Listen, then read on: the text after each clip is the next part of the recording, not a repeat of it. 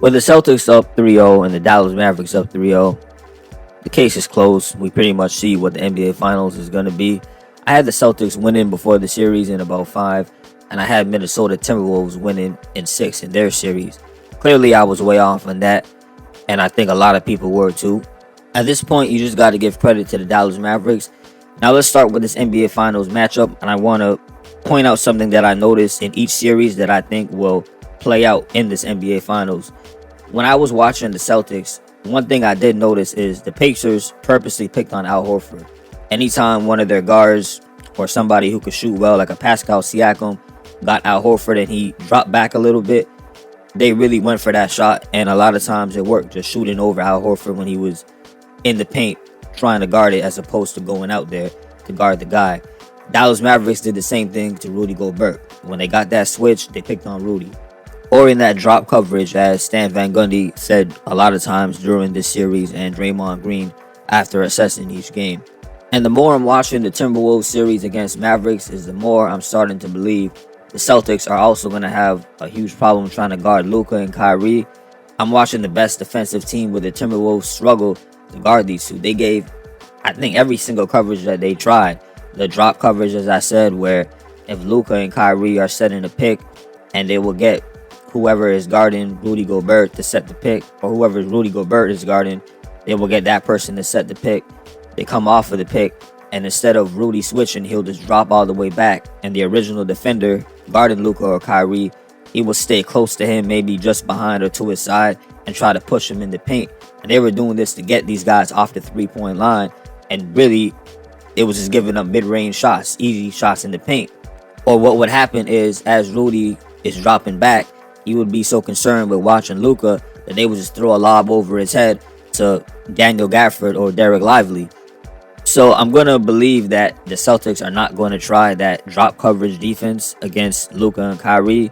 But let's look at other schemes that the Timberwolves try to do that maybe Celtics could try, and we'll see how that works, because in this Game 3 that Dallas Mavericks just won, Timberwolves weren't really doing the whole drop coverage. They were blitzing off of the screen. See, everything starts with the pick and roll for the Mavericks. So they were just blitzing, and Luka and Kyrie were making the right reads, the right passes. Then there was times where they tried to switch and maybe get Rudy Gobert to guard on the perimeter. That never went well.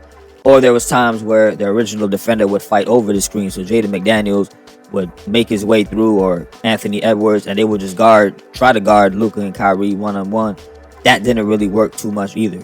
Another point that's connected to all of this, Anthony Edwards tired himself out trying to guard Kyrie for most of the game. I don't know if how much people really understand the amount of energy that it takes to play defense, especially against another star player, and then be a star player yourself on the offensive end. It's the reason why, even though Michael Jordan was a very capable defender, he could lean on Scottie Pippen. It's the reason why with the Lakers, the early 2000s Lakers, as good as Kobe Bryant himself was playing defense, they had a Ron Harper on one team, a Devin George. Now, of course, the Minnesota Timberwolves, they have Jaden McDaniels.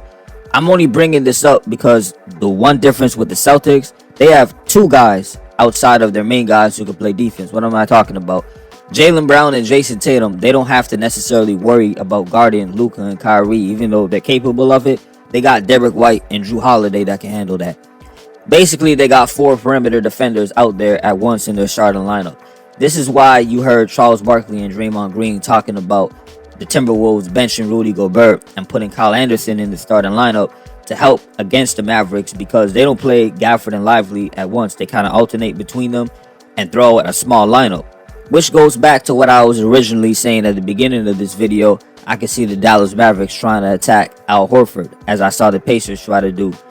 And this also is a reason why the Celtics are going to need Porzingis for the series. And I think if they don't get Porzingis back and they got to go a whole series against this Mavericks team without him, I'm leaning towards Dallas Mavericks winning the championship. But because of them having these elite perimeter defenders in their starting lineup, as I was saying, there's no way I see Dallas going up 3-0 against the Celtics and closing this out in less than 6 or 7 games. Celtics could still win this series, though, even if Porzingis is not 100% healthy. I don't want to make it seem like it's a foregone conclusion. I'm just trying my best to give some sort of prediction, as I was doing in my previous videos. Last point I will say is Anthony Edwards didn't get much help from anybody else, right? Karl Anthony Towns was shooting too much on the perimeter. Most of the time when he did score is when he was actually driving to the basket. He didn't have that Robin beside him. With the Celtics, I don't see them having that issue. I think Jaylen Brown and Jason Tatum together will be more of a consistent scoring punch than Anthony Edwards and, say, Karl Anthony Towns. In conclusion, I'm going to say Dallas Mavericks wins in 7, only since I'm questioning the health of Porzingis.